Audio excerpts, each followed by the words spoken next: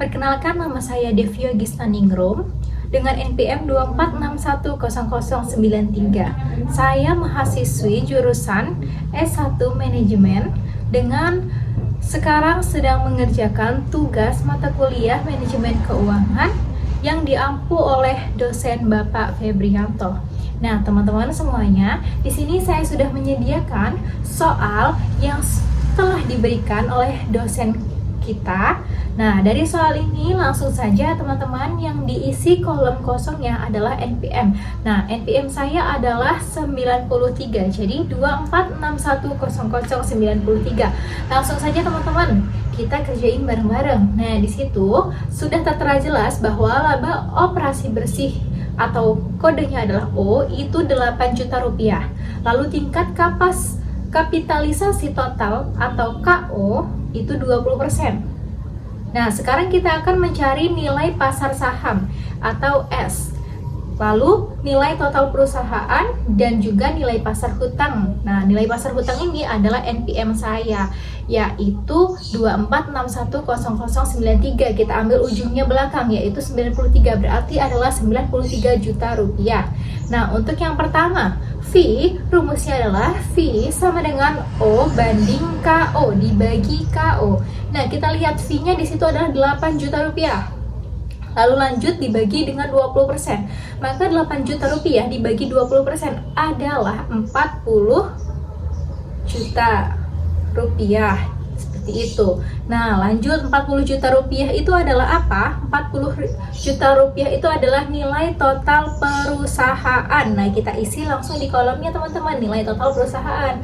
Nah, lanjut yang kedua, kita akan mencari nilai pasar saham atau yang S. Nah, rumusnya adalah V sama dengan B tambah S.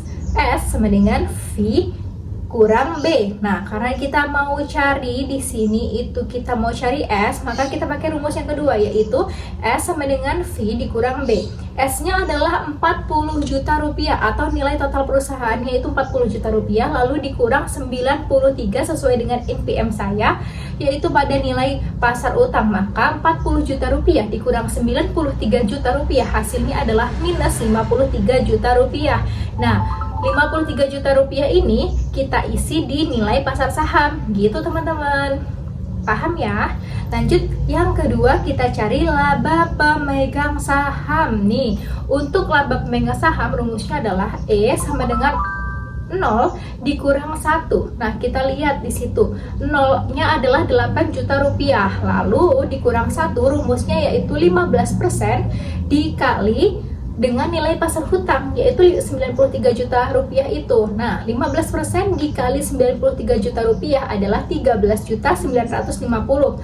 Lalu kita masukin di 8 juta dikurang 13.950.000 rupiah, hasilnya adalah minus 5.950.000 rupiah, gitu teman-teman.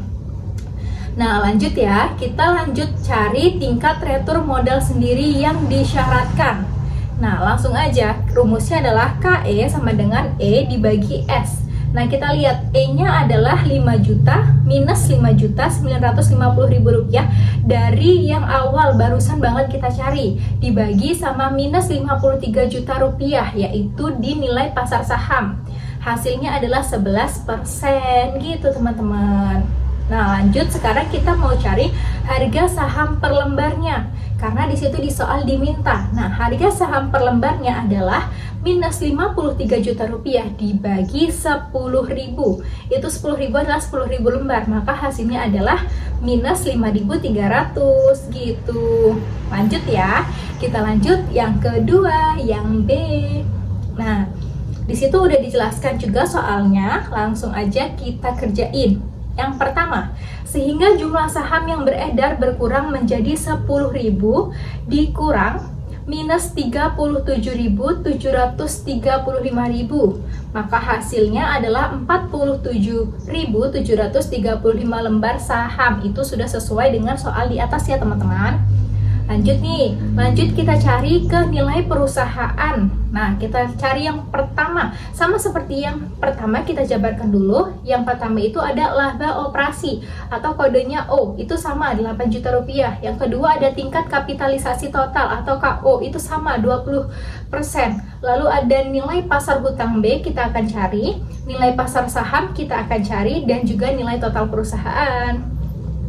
Lanjut ya, masuk ke yang pertama, kita cari V sama dengan 0 dibagi KO. Kita lihat V di situ adalah 8 juta, maka dibagi dengan KO atau kapitalisasi totalnya adalah 20%, maka 8 juta dibagi 20% adalah 40 juta rupiah. Nah, 40 juta rupiah itu kita masukkan ke nilai total perusahaan atau V. Lanjut. Yang kedua, lanjut V sama dengan B tambah S. B sama dengan V min S. B di situ barusan kita cari sama dengan V. V-nya berapa? V-nya 40 juta yang barusan kita cari banget nih. 40 juta dikurang dengan 200 juta rupiah, itu dari soal. Hasilnya adalah minus 160 juta rupiah. Nah, minus 160 juta rupiah kita masukkan lagi ke nilai pasar hutang yang B.